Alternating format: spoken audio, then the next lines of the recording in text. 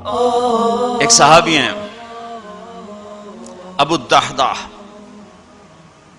ایک آیت اتری من ذا الذی یقرض اللہ قرضا حسنا یضاعف له اضعافا کثیرا، تو وہ ایک انصاری صحابی نے آیت سنی، وہ بھاگے ابو الدحداح، ارے آج عجب آیت آئی ہے، کیا کہ اللہ کہہ رہا کوئی ہے مجھے قرضہ دے میں واپس کروں کئی گنا کر کے.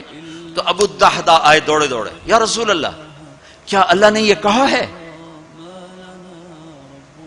کہ مجھے قرضہ دو میں واپس کروں؟ کہا یا رسول اللہ اللہ کو کیا ضرورت قرضہ مانگنے کی، کہ اللہ چاہتا ہے کہ اس کے بدلے اللہ تمہیں جنت دے.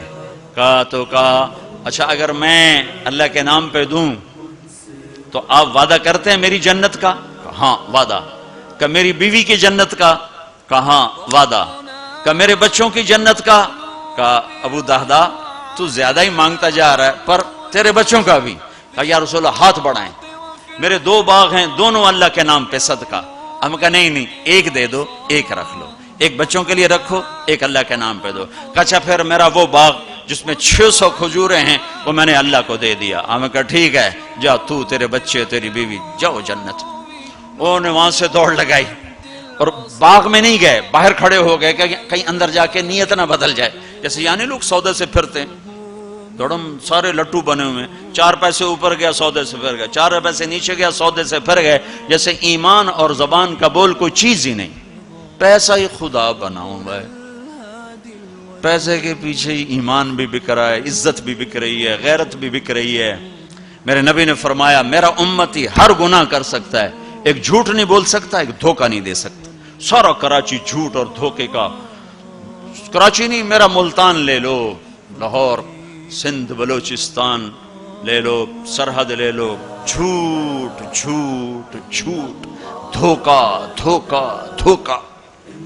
میرا امتی ہر گناہ کر سکتا ہے، جھوٹ نہیں بول سکتا، دھوکہ نہیں دے سکتا. ساری تجارت سارا سب کچھ اس پہ آ چکا. تو آپ باہر کھڑے ہو گئے، کہنے گئے ام الدحداح بیوی کو بلایا، کہا کیا ہوا؟ کہا باہر آؤ باہر آؤ باہر آؤ. کیوں؟ کہا باغ اللہ کو دے دیا. اچھا اس کے بدلے میں تیری میری بچوں کی جنت پکی ہو گئی. ان کا ربح البیع، مبارک ہو مبارک ہو، بڑا اچھا سودا کیا، بڑا اچھا سودا کیا، بڑا اچھا سودا کیا.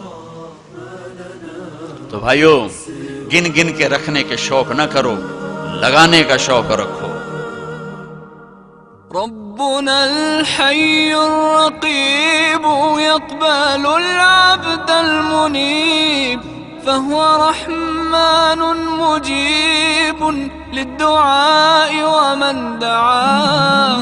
ربنا الحي الرقيب